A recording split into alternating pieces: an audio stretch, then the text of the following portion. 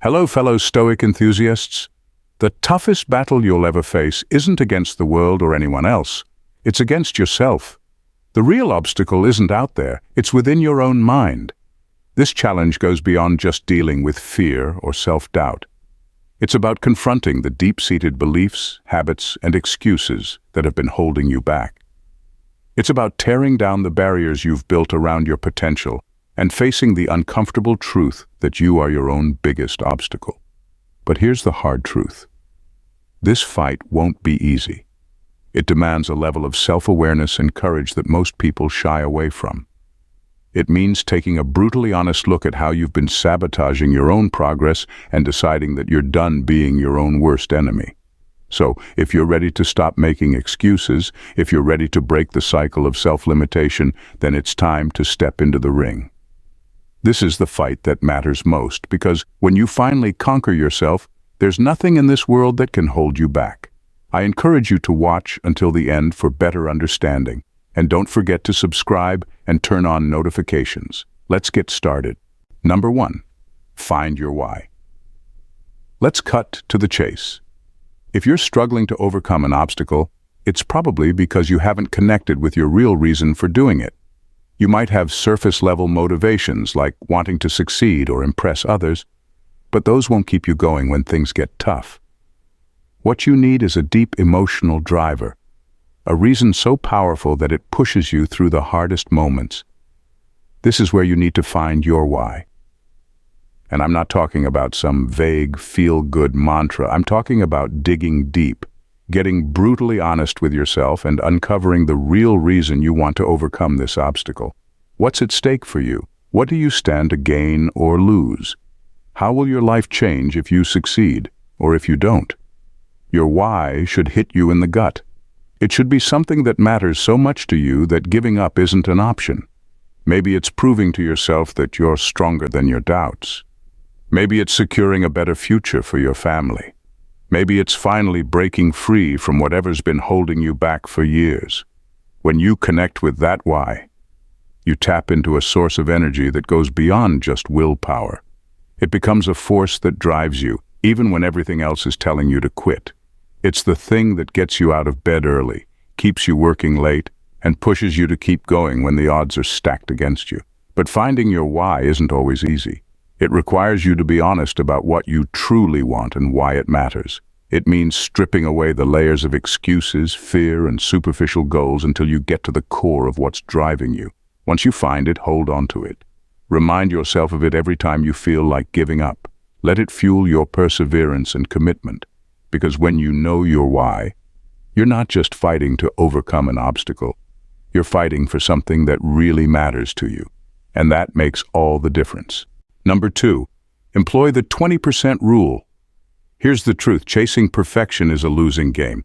It's an endless cycle of never being satisfied, never feeling good enough, and constantly stressing over details that in the grand scheme of things don't even matter. So instead of driving yourself crazy trying to be perfect, try something more realistic and more effective, the 20% rule. The idea is simple but powerful. Focus on making consistent 20% improvements instead of trying to hit 100% perfection. Why? Because small, incremental changes are much more sustainable, and over time they add up to big results. Think about it like this. If you improve something by just 20%, whether it's your skills, your habits, or your mindset, you're making progress without burning yourself out. You're moving forward in a way that's manageable, realistic, and actually enjoyable. And the best part, these small gains stack up. Before you know it, that 20% improvement has turned into 40%, then 60%. And eventually, you'll look back and realize you've come a long way. The 20% rule is also about cutting yourself some slack. It's acknowledging that perfection isn't the goal, progress is. By aiming for 20% better instead of perfect, you're giving yourself room to breathe, to learn, and to grow at a pace that feels right for you. This approach is brutally honest because it forces you to let go of the idea that everything has to be flawless. It's about being okay with where you are right now, while still pushing yourself to be better, but in a way that's realistic and sustainable. So forget about perfection. Employ the 20% rule and focus on those small, steady improvements. Over time, you'll see that these incremental changes are what really drive progress and help you become the best version of yourself without the stress of chasing an impossible ideal. Number 3. Self-sabotage as a shield. The painful truth behind why we hold ourselves back. Let's get real. Self-sabotage is not just some random habit. It's a deeply ingrained way of shielding ourselves from what we fear most: failure and rejection. Think about it. How many times have you held yourself back, convinced that it's better to play it safe than to risk getting hurt? You convince yourself that you're just being cautious, but what's really happening is that you're putting up walls to protect yourself from the possibility of falling short. But here's the brutally honest truth. This kind of self-protection is actually doing more harm than good. It keeps you stuck in the same place, never moving forward, never challenging yourself to see what you're truly capable of.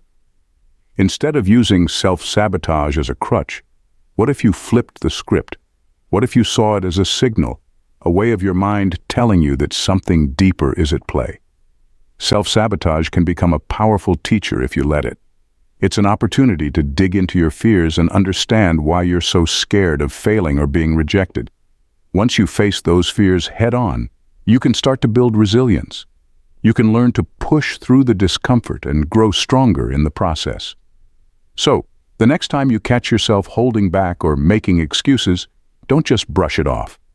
Use it as a moment to reflect, to challenge yourself, and to break free from the cycle that's been keeping you from living up to your full potential.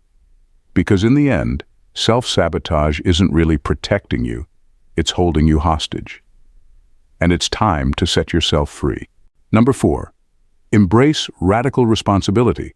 Owning your life, no excuses. Let's get real. If you want to change your life, you have to start by accepting one simple yet powerful truth. You are the main architect of your own life. This isn't about blaming yourself for every little thing that goes wrong, but rather about acknowledging that your choices, actions, and mindset have a direct impact on where you are and where you're headed. It's about realizing that the life you're living right now is a result of the decisions you've made up to this point. Here's the brutally honest part.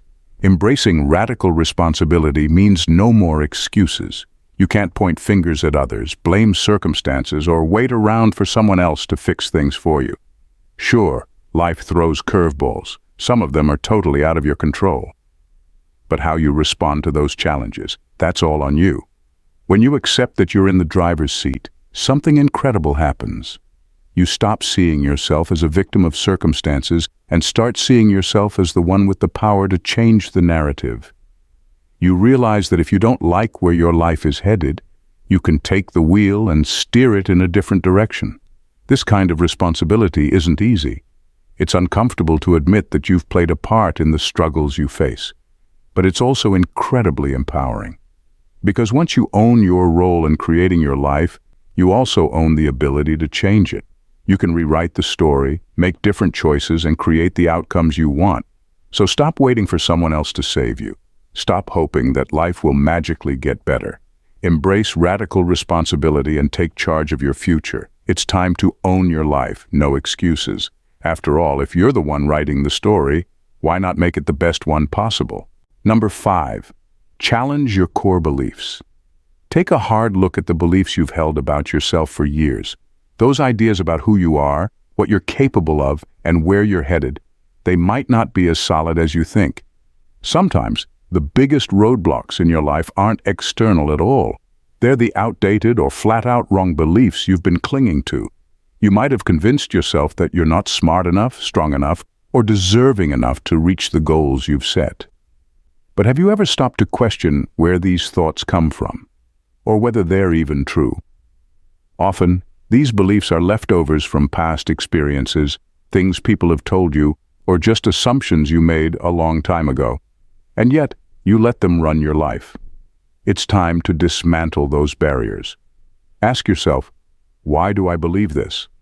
What evidence do I have that it's true? And more importantly, what if it's not? What would your life look like if you operated on a new belief? one that aligns with who you want to be instead of who you think you are. Be brutally honest with yourself. Your biggest limitations might be nothing more than illusions you've built up over time. Challenge those core beliefs, tear them down if you have to, and watch as the obstacles they created start to crumble too. Number 6. Leverage opposite day techniques. Let's be brutally honest. If you're stuck in self-defeating habits, you're the one keeping yourself there. It's time to shake things up, and one of the most powerful ways to do that is by flipping the script on your usual behavior. If you tend to procrastinate, the next time you feel that urge to put something off, do the exact opposite. Act immediately. It doesn't matter if it feels uncomfortable or unnatural. That's the point. By forcing yourself to break the habit in the moment, you're not just doing something different, you're rewiring your brain. This opposite day approach is about challenging your patterns head-on. If you normally avoid confrontation, step up and address issues directly. If you often play it safe, take a calculated risk. These deliberate contradictions can start to break the cycle of self-defeat. What you're doing is showing yourself that you have the power to act differently, to be different. You're proving that your habits don't own you. You own them. This isn't about pretending to be someone you're not. It's about unlocking the potential that's been buried under layers of old, limiting behaviors. So the next time you catch yourself falling into the same old traps, stop and ask, what's the opposite of what I usually do? Then do that. It might feel strange at first, but that's exactly how change happens, by stepping out of your comfort zone and into a new way of thinking and acting. Number 7. Visualize your fear. Let's get real. Fear can be paralyzing. It's this vague, looming presence in your mind that makes everything seem harder than it actually is. But what if you could strip that fear of its power? What if you could turn it into something tangible, something you can actually see, touch, and confront? Start by visualizing your fear.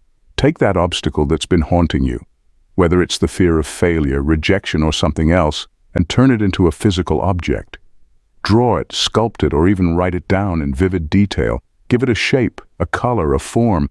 Make it real, something you can actually hold in your hands or look at directly. Why? Because when you see your fear as an object, it stops being this abstract, overwhelming force in your mind. Instead of letting it lurk in the shadows, you're dragging it out into the light. You're making it something you can understand, analyze, and most importantly, dismantle. It's easy to feel powerless against a fear that's just a vague feeling. But once you've turned it into something concrete, you can start breaking it down. You can examine it from different angles, figure out what makes it tick, and find ways to overcome it. By confronting your fear in this way, you're taking away its ability to control you. You're showing yourself that it's not as big or as scary as it seemed when it was just a foggy idea in your mind. And once you've visualized it, you're one step closer to conquering it. So go ahead, create that physical representation of your fear. Make it real and then make it irrelevant. The moment you see it for what it really is, you'll realize it's not nearly as powerful as you thought. Number 8, turn obstacle into ally. Here's the hard truth. The challenges you face aren't just roadblocks, they're also opportunities. But most people are too busy fighting against them to see it. What if instead of resisting your biggest obstacle, you started to look at it as a mentor? What if you could actually learn from it? Think about it. Every challenge has something to teach you. Maybe it's pushing you to develop a new skill, to dig deeper within yourself, or to change the way you approach problems altogether. But you'll never get those lessons if you keep seeing the obstacle as your enemy. So, reframe it. Instead of viewing your challenge as something that's holding you back, see it as something that's trying to push you forward. Ask yourself, what is this situation teaching me? Is it making me more resilient, more resourceful, or more patient? When you start looking at your obstacles this way, they lose their power to intimidate you. They become stepping stones instead of stumbling blocks. You stop feeling like a victim of your circumstances and start realizing that these challenges are shaping you into a stronger, more capable person. But here's the catch. It only works if you embrace the struggle instead of avoiding it. You have to be willing to engage with your challenges, to really lean into them, and understand what they're trying to show you. This isn't about sugarcoating your problems or pretending everything is fine. It's about facing them head-on and recognizing the growth that can come from them. So, turn your obstacle into an ally. Let it teach you, guide you, and make you better. When you stop resisting and start learning, you'll find that what once seemed like a barrier is actually a bridge to becoming the person you're meant to be. Number 9, schedule failure time. Let's be honest, failure scares the hell out of most people. We're taught to avoid it at all costs, to see it as a sign of weakness or incompetence. But here's the thing, failure is inevitable. The real issue isn't failing, it's letting the fear of failure control you. So why not flip the script? Instead of dreading failure, schedule it. Set aside specific times where you allow yourself to fail on purpose. Yes, you heard that right. Intentionally put yourself in situations where things might not go perfectly. Experiment with new ideas, take risks, and push your limits, all without the pressure of having to succeed. When you do this, you're not just learning to fail, you're learning how to fail better. You're desensitizing yourself to the fear of it, which is often more paralyzing than the actual failure itself. You start to see failure for what it really is, a natural part of the learning process, not some catastrophic event. Think about it like going to the gym. You don't lift weights expecting it to be easy. You expect it to be hard because that's how you build strength. Scheduling time to fail is like giving your mind a workout. You're building mental resilience, teaching yourself that you can handle setbacks without falling apart. And here's the brutally honest part. If you're not failing, you're probably not trying hard enough. You're playing it safe, sticking to what you know, and avoiding the discomfort of pushing yourself. But growth doesn't happen in the comfort zone. It happens when you stretch beyond what you think you can do. And yes, sometimes that means failing. So schedule your failure time. Use it as a playground for your ideas, a space where you can experiment freely. The more you do it, the less failure will scare you, and the less it scares you, the more unstoppable you'll become. Number 10, create a failure resume. Most people don't like to talk about their failures, let alone document them. But if you're serious about growth, it's time to face them head-on. Instead of brushing off your setbacks or pretending they never happened, try something different. Create a failure resume. What's a failure resume? It's exactly what it sounds like, a list of your past failures, mistakes, and setbacks. But here's the twist. This isn't about dwelling on your shortcomings or beating yourself up. It's about recognizing that every failure taught you something valuable. Start by listing out the times when things didn't go as planned. Maybe it's a job you didn't get, a relationship that fell apart, or a project that flopped. Be honest, write them all down. Then, next to each failure, jot down what you learned from it. What did that experience teach you about yourself, about others, or about the world? How did it shape you into who you are today? This exercise is brutally honest, but it's also empowering. When you look at your failures through the lens of learning, you start to see them for what they really are, stepping stones, not stumbling blocks. They're part of the process, not a reflection of your worth or abilities. A failure resume flips the script on how we typically view setbacks. Instead of seeing them as indicators of incompetence, you start to see them as proof of your resilience, your willingness to take risks, and your ability to adapt. It shows that you're someone who doesn't shy away from challenges, even when things don't go your way. And here's the real beauty of it. Once you've documented your failures and learned from them, they lose their power to haunt you. They become just another part of your story, not something to be ashamed of. In fact, they become something to be proud of because they show that you're willing to grow, to learn, and to keep moving forward no matter what. So, create that failure resume. Look at your past with clear eyes and an open mind. You'll discover that your failures aren't signs of weakness. They're proof that you're on the path to something better. If you found value in this discussion, show your support by liking, subscribing to Stoic Philosopher Insights, and hitting the notification bell for more resources on resilient and purposeful living. Thank you for joining us on this journey. Stay safe, stay profound, stay stoic. See you in the next video.